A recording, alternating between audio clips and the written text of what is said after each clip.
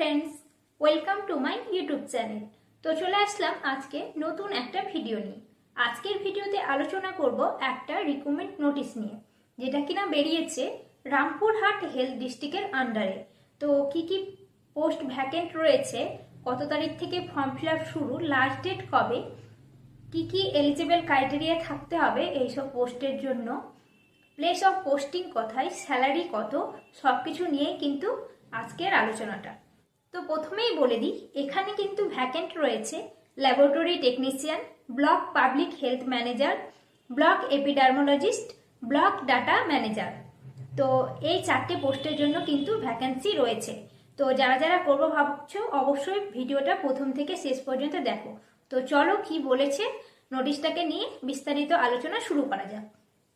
এখানে আমি রিক্রুটমেন্ট নোটিশটা বের করে নিয়েছি। এটা কিনা বেরিয়েছে রামপুরহাট হেলথ ডিস্ট্রিক্টের আন্ডারে।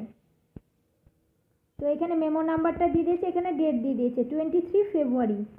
রিক্রুটমেন্ট নোটিশ, কন্ট্রাকচুয়াল রিক্রুটমেন্ট 2023 থেকে 2024। তারপর নিচে দেখো কি বলেছে, the district health and family welfare সমিতি Rampurhat health district will engage personnel for the different position for BPHU under SP Finance Commission Health Grant purely on contractual basis against subsequent vacancy। মানে district health and family welfare সমিতি Rampurhat health ডিস্ট্রিক্টের আন্ডারে যেসব vacant রয়েছে বিপিএইচইউ গুলোর জন্য 15 ফাইন্যান্সের আন্ডারে, কিন্তু এটা কন্ট্রাকচুয়াল বেসিস। তো দেখে নেওয়া যাক কী কী পোস্ট রয়েছে। প্রথমেই বলছে ব্লক এপিডার্মোলজিস্ট, এটা 15 ফাইন্যান্সের আন্ডারে। নাম্বার অফ পোস্ট ও ক্যাটাগরি বলে দিয়েছে একটা এসটি, আর মান্থলি স্যালারি বলে দিয়েছে 35,000।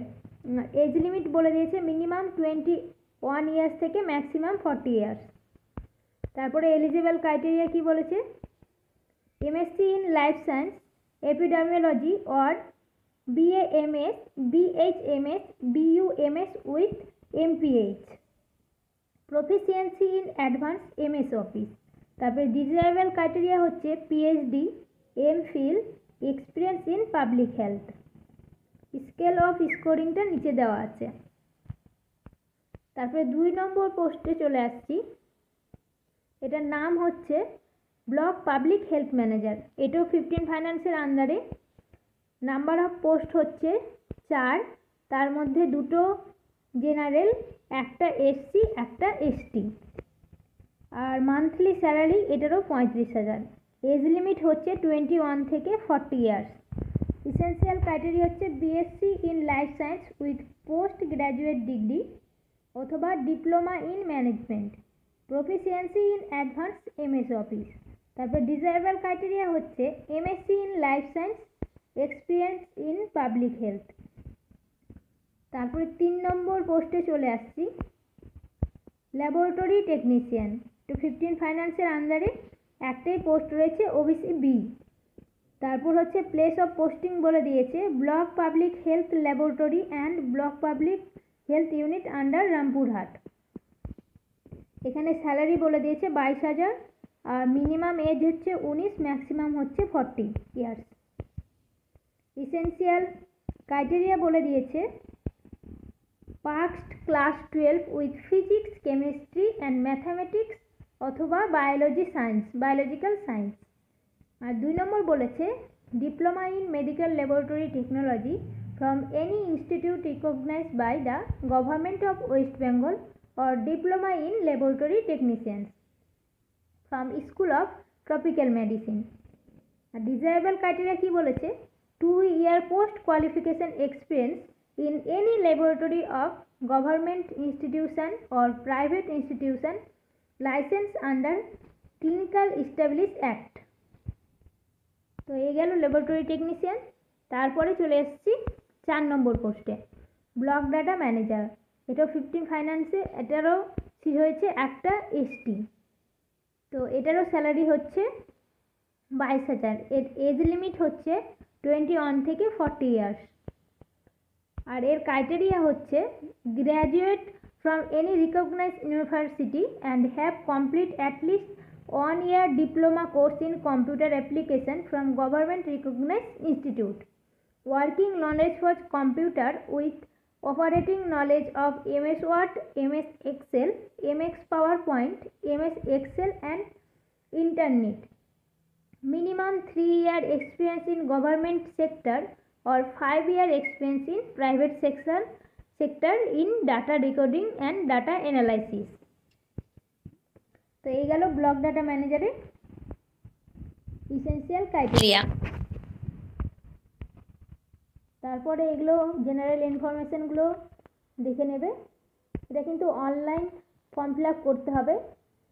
এর কিন্তু রেজিস্ট্রেশনের স্টার্ট ডেট হচ্ছে 29 ফেব্রুয়ারি আর ইন ডেট হচ্ছে 14 মার্চ। ফি সাবমিশন ডেট হচ্ছে 29 ফেব্রুয়ারি, লাস্ট ডেট হচ্ছে 14 মার্চ। আর ফর্ম সাবমিশন স্টার্ট ডেট হচ্ছে 29/2/24 আর লাস্ট ডেট হচ্ছে 18 মার্চ 2024। এখানে কিন্তু ওয়েবসাইটটা দিয়ে দিয়েছে, যেখানে গিয়ে আমাদের কিন্তু অনলাইন ফর্ম ফিল আপটা করতে হবে www.wbhealth.government.in। তারপরে নিচে এর স্কোরিংটা দেখে নিই, স্কেল অফ স্কোরিং। তো প্রথমেই আলোচনা করব ব্লক এপিডার্মোলজিস্টের। MSc in life science epidemiology or BAMS, BHMS, BUMS with MPH এর নাম্বার থাকবে 50। পিএইচডি বা এমফিলে থাকবে 10। এক্সপিরিয়েন্স ইন পাবলিক হেলথে থাকবে 10। তারপর কম্পিউটার টেস্টে 20, ইন্টারভিউয়ে 10, টোটাল থাকছে 100। এই গেল ব্লক এপিডার্মোলজিস্ট। তারপরে চলে আসছি ব্লক পাবলিক হেলথ ম্যানেজার।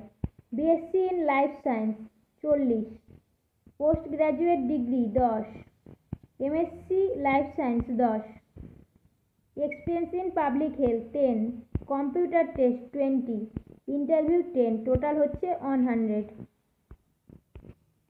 তারপরে চলে আসছি ল্যাবরেটরি টেকনিশিয়ান। ক্লাস 12-এ হচ্ছে 15, ডিএমএলটি হচ্ছে 25, পোস্ট কোয়ালিফিকেশন এক্সপিরিয়েন্সে হচ্ছে 10, গভর্নমেন্টে 2 মার্কস, প্রাইভেটের ক্ষেত্রে 1 ইয়ারে 1 মার্কস, টোটাল হচ্ছে 50 মার্কের স্কোরিং।